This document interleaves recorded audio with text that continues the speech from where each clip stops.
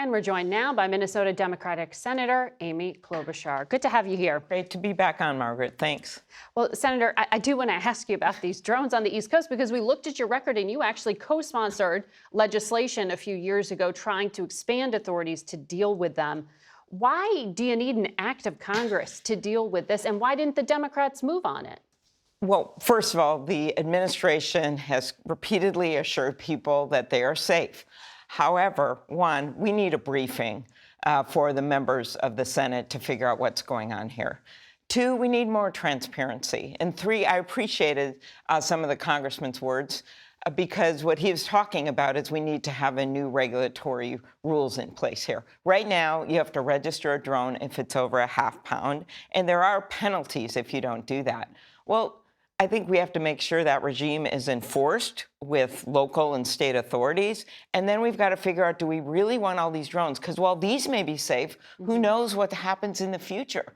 And they have to be within 400 feet. So these things are going to be, what, flying over people's family picnics and over their homes and over beaches. Like, this is not going to be a good future if we see too many of these. So I think I was pleased that he said he wanted to move forward on some rules and finding a way to regulate these in a better way, because this just can't be. No one knows why this huge drone is right over their house. So you might bring this up in the new Republican-controlled Senate? Yes.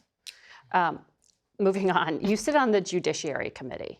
So you're going to have a key role in overseeing law enforcement under the Trump administration, and you'll get to question his selectee to run the FBI, Kash Patel, who has published in his book a list of enemies, vowed retribution. I want to play something for you that Republican Senator Murkowski said just a few days ago. The approach is going to be everybody toe the line. Everybody line up. We got you here, and if you want to survive, you better be good. Don't get on Santa's naughty list here, because we will primary you. That is a remarkable thing for a Republican senator to say on the record, as clearly as she said. She said they are being threatened if they don't get in line and vote for some of these nominees. Are you getting the sense from your Republican colleagues on judiciary they will get in line and vote through Kash Patel? Sadly, there is some of that going on, but then you have other people like Lisa Murkowski, who has always been a thoughtful, independent voice. She believes her job is to do what our Constitution tells us, advice and consent, and also that we take an oath to support and defend the Constitution of the United States. So we have to do our due diligence and make decisions. I voted for a number of the past Trump nominees for many different jobs. I looked at them and decided if I thought they were qualified and could they perform the mission of the agency and did they have integrity. That's what has to happen here. And so when you look at someone like Kash Patel, who would be replacing Christopher Wray, who I believe embodied, he was a Trump appointee, went through Biden and embodied the mission of the FBI, which is fidelity, bravery, integrity.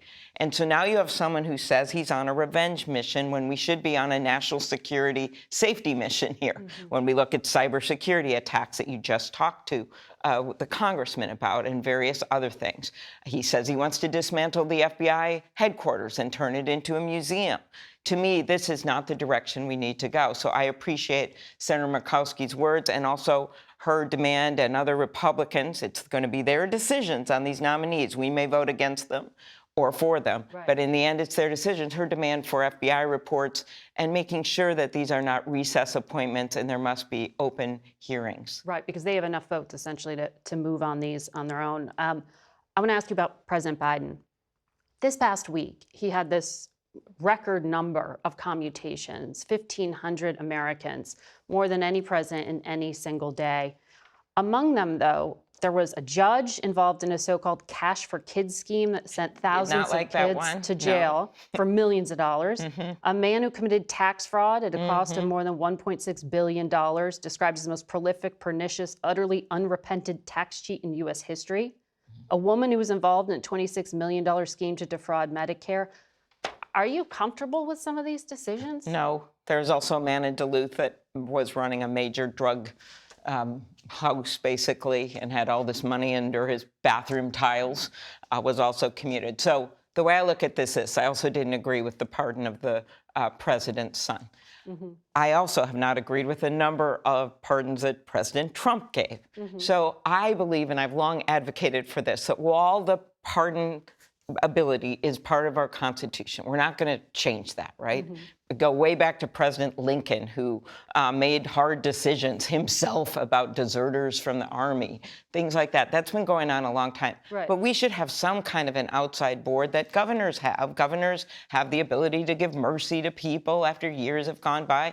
But a lot of them have boards that make recommendations and other things instead of people just doing it in the middle of the night and people Right. in the White House. This makes no sense to Well, me. this is what was so surprising, because the White House described it as just based on a broad category and not the specifics of the case. Exactly. Was that And prudent? so I have no doubt there were some righteous pardons in this group. Okay, let's say that. Now, I believe that there were. But there were a number that I think make no sense at all. So instead of doing a whole category, why don't, in a coming year, before the end of a president's term, if that's when they're mostly going to do these, that a board looks at these and looks at them individually when people petition for them based on the facts instead of just in a large group. So large groups have been done before, I believe, but I think that this whole process cries out for reform, because otherwise you undermine the justice system. And again, I emphasize, this also happened in a big way under President Trump. And you undermine the work of these line FBI agents, these line prosecutors who have taken on these cases, followed the sentencing guidelines, and made a decision. Might you want mercy 10 years later? Yes, you might. But let's at least look at these on a factual basis and a risk basis instead of just in the middle of the night, a month before a president leaves. Senator Klobuchar, thank you for being here today. It was great to be on. Thank you, Margaret.